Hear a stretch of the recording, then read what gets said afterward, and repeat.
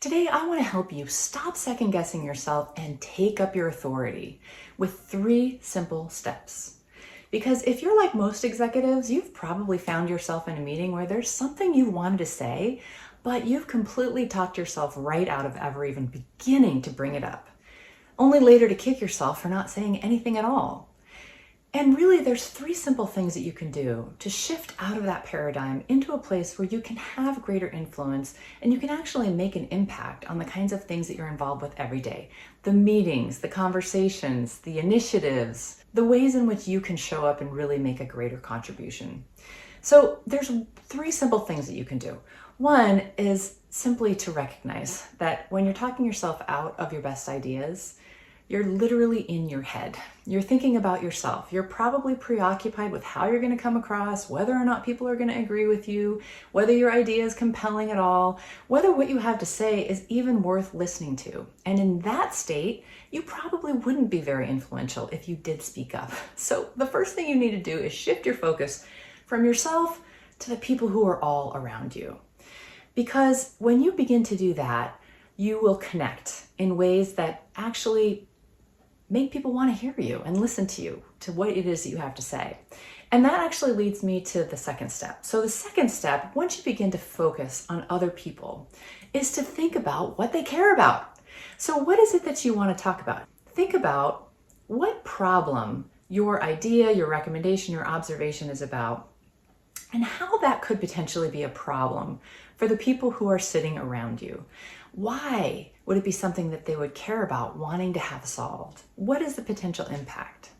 Because once you have an understanding of that, you can frame things in ways that's actually going to be helpful to people. And that's going to, again, allow you to more effectively shift the focus from your own self to that of others.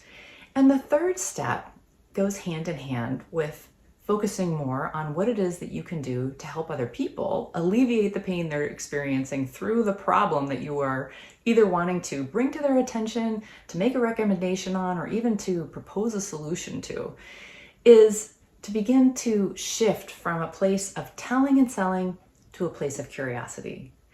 We're conditioned to believe that persuasion and influence is about talking and making a great case and having all your data and research and facts lined up, having a compelling argument. And we're also conditioned to believe that when we talk, people are hearing us. Even though people may be hearing you, they may not necessarily be listening to you.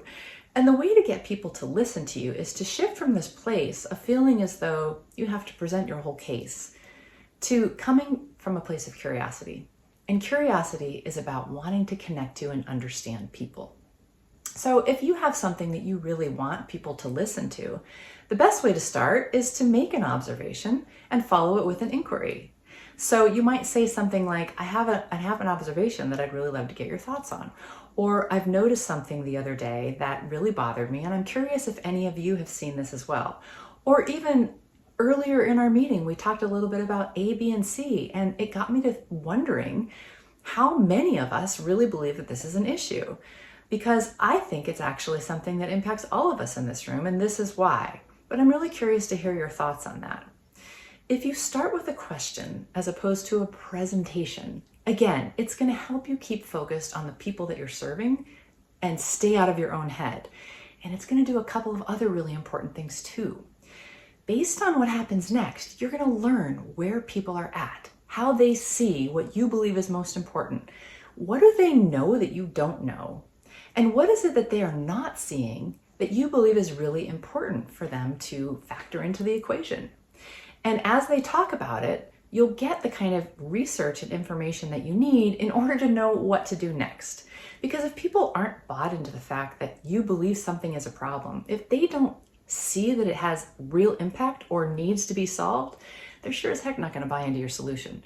So when you understand how it is that they're seeing things that's different than the way you see things, you might find that you need to do some more probing. You might find that there's other places that you need to start before you're ready to pitch an entire solution.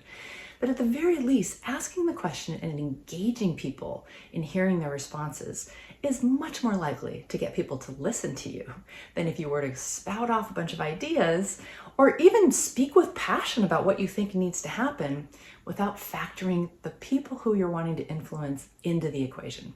You do have something to say, and with the right approach, you can say it in ways that people will not only hear it, but understand it and feel compelled to take action on it. If you found this video helpful and you'd like to have more tips on how to navigate through some of the most common challenges and opportunities that executives are likely to face, check out realleaderacademy.com. There's a just-in-time coaching library that has short snippets of videos just like this one that will give you just-in-time tools and techniques for addressing ongoing situations and emerging challenges just like these. You can find out more at realleaderacademy.com.